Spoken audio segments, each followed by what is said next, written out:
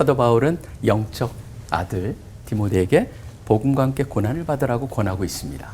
과연 이것을 어떻게 이해하며 더 중요한 건 우리한테 어떻게 적용해야 할까? 그런 질문으로 시작을 해봅니다. 먼저 제일 중요한 거는 이 표현을 정확히 의미를 한번 짚어볼 필요가 있습니다. 왜냐하면 이걸 잘못 들으면은 마치 뭐 같냐면 달콤한 사탕 먹으려면 쓴 약도 같이 먹어. 그거 같이 들리거든요. 과연 그게 맞냐라고 하는 거예요. 사실 여기서 보면 고난을 받으라라고 하는 헬라어 단어가 거기에 보면 함께라는 단어가 포함되어 있습니다. 순카코파테어라고 하는 단어인데 함께 아주 그 어려움을 겪는다라고 하는 거예요. 근데 그 함께가 사도 바울하고 연결이 돼 있냐 아니면 복음하고 연결이 돼 있냐 거기에서 해석의 차이가 있습니다. 그래서 우리 성경에는 그거를 복음하고 연결을 시켰어요. 그렇기 때문에 복음과 함께 고난을 받아라라고 돼 있는데 영어 성경을 보시면은 사도 바울이 나와 같이 너도 복음을 위해서 고난을 받으라라고 하는 해석이에요. 사실은 저는 한국 성경이 맞냐 영어 성경이 맞냐 그거를 제쳐놓고 한번 흐름을 보신다면은 영어 성경에서 선택한 그 선택이 훨씬 더 낫다고 생각을 합니다. 왜냐하면 디모데후서의 전반을 보시면요. 시작부터 뭐라고 되어 있습니까? 사도 바울이 다른 데서 한 번도 써본지 않았던 그런 표현을 써요. 그리스도 예수 안에 있는 생명의 약속대로. 그렇게 부르거든요. 생명의 약속을 얘기합니다. 그리고 나중에 4장을 가보시면은 전제와 같이 이제 내가 부어지며 떠날 시간이 가까웠다. 그게 전체 편지의 분위기예요. 사도 바울이 곧 지금 옥에서 사형을 당할 것이다라고 하는 게 집행이 순간이 가까이 온다라고 하는 걸 알고 있기 때문에 1장 시작하는데도 무슨 얘기를 합니까? 내 눈물을 생각한다. 무슨 눈물일까요? 아마 디모데가 사도 바울한테 당신이 곧 세상을 떠난다고 하니 가슴이 아픕니다라고 하는 그런 내용을 얘기하는 게 아닐까라는 생각이 들어요. 그러고 나서 또 무슨 얘기가 나냐면 바로 우리가 보는 복음과 함께 고난을 받으라라는 표현 바로 직전에 어떤 게 나오냐 하면은 이런 게 또 나와요. 하나님께서 주신 것은 두려운 마음이 아니요. 그리고 그 다음에 연속해서 주를 위하여 갇힌 자 된 나를 부끄러워하지 말고 그렇게 돼 있거든요. 그렇기 때문에 자연스럽게 어떻게 우리가 풀어갈 수가 있냐 하면 내가 지금 경험하고 있는 것처럼 나와 함께 복음을 위하여 부당한 취급을 감수해라. 저는 그렇게 보는 게 가능한 해석이라고 생각을 합니다. 사실은 여기에 담긴 말씀은 굉장히 분명합니다. 3장 12절 같은 경우에는 무릇 그리스도 예수 안에서 경건하게 살고자 하는 자는 박해를 받으리라 라고 되어 있어요. 이걸 초대교인들은 있는 그대로 받아들였습니다. 그러다 보니까 어떤 게 있습니까? 잘 아시다시피 유명한 터툴리안이라고 평신도지만 교부였던 그분이 무슨 얘기를 하냐면 이렇게 얘기하죠. 순교자들의 피가 교회에 사실은 씨앗이 됐다 라고 하는 얘기를 할 정도로 있는 그대로 받아들였습니다. 결국 참신앙인의 삶이라는 건 무엇일까요? 죽음까지도 포함하는 고난을 감수하는 것이 참신앙인의 삶이라는 거죠. 솔직히 해석은 쉽습니다. 그런데 지금 이것이 어떻게 우리한테 적용이 되느냐 21세기에. 문자 그대로의 의미가 실질적으로 적용되는 것이 세계에도 사실 많이 있어요. 어떤 나라는요, 목숨 걸고 신앙을 유지하는 분들이 있습니다. 근데 이제 문제는 우리가 살고 있는 한국은 전혀 그렇지 않다는 것이죠. 제약이 없습니다. 자, 그렇다면은 과연 이걸 어떻게 받아들여야 될까? 저는 꼭 거기만 그러냐? 그렇지 않습니다. 우리도 빈도수라든가 정도의 차이는 있을지라도 저는 궁극적으로 언젠가는 세상의 가치관과 기독교인의 가치관이 다르기 때문에 충돌이 일어나서 불이익과 함께 부당한 취급을 받을 수가 있다는 것이죠. 자, 그렇다면은 만약 그것이 이 땅에서의 크리스찬들의 삶이라면은 저는 오히려 이 말씀을 어떻게 적용하길 원하냐면 평상시에 의도적으로 고난과 어려움을 동반한 훈련이 필요하다는 것. 그런 식으로 이 가르침을 접근하기를 원합니다. 평상시에 우리가 훈련과 단련을 통해서 그런 것을 키워야 된다. 사도 바울도 그러니까 분명히 하죠. 자기의 삶을 뭐라고 비교합니까? 한마디로 말하면 나와의 싸움이다. 자기와의 싸움이라고 얘기하고 있거든요. 가장 잘 보여주는 게 고린도전서 9장의 후반부에 나오죠. 그리고 어떤 얘기를 하냐면 운동선수를 비교합니다. 운동선수를 보면은 우리 현대식으로 표현하면은 올림픽에 나가려고 얼마나 열심히 메달을 따기 위해서 하느냐. 메달을 딸 수 있고 귀한 것이다. 그렇지만 잘 보면은 그건 썩어질 거 아니냐. 근데 썩지 아니할 것을 위해서 우리는 어떻게 살아야 되겠느냐. 그러면 사도 바울은 나는 쓰는 표현이 굉장히 강합니다. 내가 내 몸을 쳐 복종케 한다라고 하는 그 표현을 27절에 쓰거든요.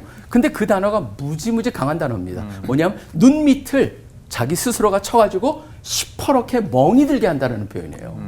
그런 걸 쓰면서 뭐라고 그러냐면 내가 가장 아픈 거 여러분 눈 밑에 한번 쳐보세요. 얼마나 아픈가. 그거를 치면서 시퍼런 멍이 들 정도로 자기 몸을 쳐서 그 몸이 내가 원하는 대로 살게 만든다라고 하는 것. 자기의 철저한 싸움이에요. 저는 사도 바울이 사용한 운동선수의 비유를 사용해 결론을 내리길 원합니다. 운동선수들은 뼈를 깎는 고통을 마다하지 않습니다. 좋은 결과를 얻기 위함이죠.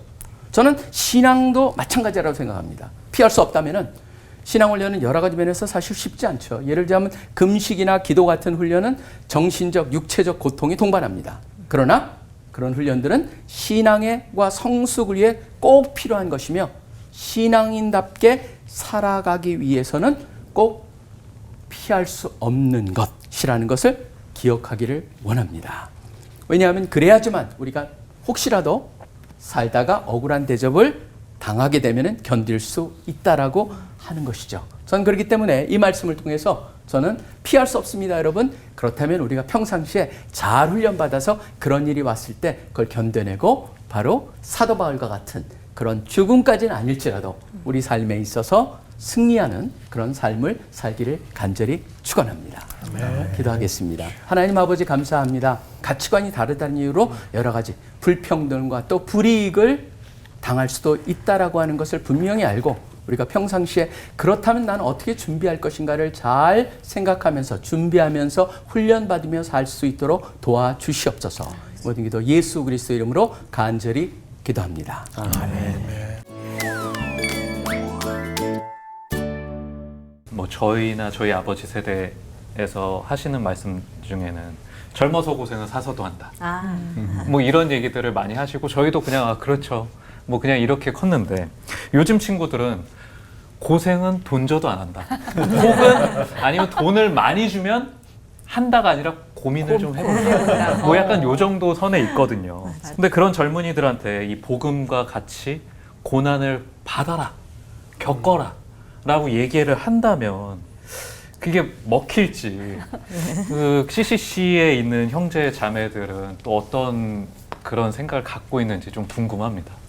근데 저는 그게 꼭 젊은 세대만 그런 것 같진 않아요. 왜 그러냐면 사실 보면은 어렵고 위험하고 더러운 거. 그러니까 3D라고 하잖아요. 그러니까 3D 업종에 우리나라 사람들이 일을 안 하고 이제 다 외국인 노동자들이 한다는 거는 이미 사회 속에 고난을 다 누구도 좋아하지 않는다. 근데 젊은이들이 특별히 그래도 젊었을 때는 한번 해보는 거야. 옛날엔 그런 게 있었는데 언제부턴가 그게 없어졌잖아요. 근데 저는 우리 CC 학생들을 보면서 하나를 더 발견한 게 있습니다.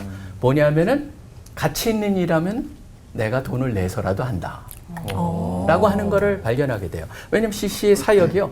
사실 저희는 그 아까 제가 설교 중에 말씀드린 것 같이 진짜 사도 바울과 같이 우리가 평상시에 훈련을 잘 받아가지고 우리가 세상을 살아가면서 신앙적인 도전을 받았을 때 우리가 그거를 믿음으로 이겨낸다라고 하는 그런 의미에서 우리가 훈련을 무지 많이 강조하거든요. 사실 그 1년에 굉장히 훈련 스케줄하고 모든 것들이 많아요. 근데 재밌는 게 많죠. 제일 재밌는 건 여름 수련회 같은 경우에요. 10,000명 정도가 4박 5일 동안 뛰고 얼마나 찬양도 뭐 합치면요. 맞아. 찬양도 많고 재밌는 놀이도 있고 너무너무 많아요.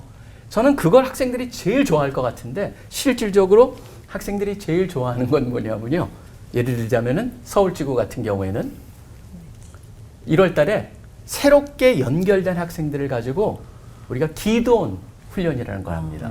그러면 기도원 300명을 연상시키면서 300명을 모아놓고 300명 우리가 딱 해놓고 거기다가 보통 300명이 좀 넘습니다. 300명을 딱 추려가지고 모아놓고 거기다 훈련을 시키는데 군대 갔다 온 사람들은 자기 그 전역할 때 가져온 복장 다 입고 위에다가 하사관 같이 딱 쓰고 나서 완전히 군대식으로 해요. 그래가지고 제가 강의하러 가면은 누구누구 왜 몇 명 강의 준비 끝 그러면 내가 전격 맞춰가지고 하거든요. 거기에 형제들만 있는 게 아니라 자매들도 그걸 굉장히 좋아해요. 근데 놀라운 건 뭐냐면 그런 훈련을 서울지구 같은 경우는 제일 자기가 신앙을 컸던 것 중에서 한두 개를 뽑으라면 그거랑 뭐를 뽑냐면 항상 연말에 있는 금식 수련회를 금식기도회를 뽑아요. 금식기도하는 거 요새 이렇게 같이 먹을 게 많은데 누가 금식할 것 같아요. 그것도 돈 주고 금식하라는 거니까 돈 내고 와서 금식을 하는데 이 친구들이 그때 와가지고 기도를 배우고 기도를 갖다 하나님과 가장 가까운 시간을 갖는 거예요. 배고프면서 기도하고 또 그 가운데 찬양하고 하는 그런 모습 같이 하니까 하지 혼자 하면 힘들 거예요. 근데 그 두 개를 가장 많이 얘기해요. 사실 대구는 굉장히 척박한 곳입니다.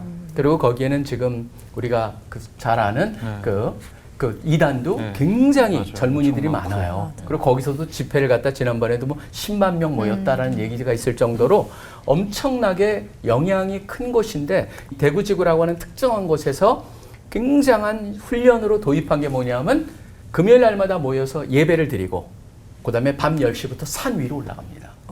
뭐하러? 새벽 4시나 5시까지 산 기도를 해요. 와, 요즘에도 10시에서 4, 5시까지 하는데 거기에 학생들이 항상 최소한 120명, 제일 많이 갈 땐 150명이 올라가가지고 그룹으로 자기네들이 기도하는 곳이 있어요. 가가지고 밤새도록 기도하고 내려오는 거예요. 그러니까 제가 외국에서 우리 한국 사역을 보길 원한다 그러면 딴 데 보내지 않고 대부분 대구는 꼭 한번 가보십시오. 그리고 가서 한번 그들하고 같이 기도를 한번 함께 참여해 보십시오라고 도전하거든요.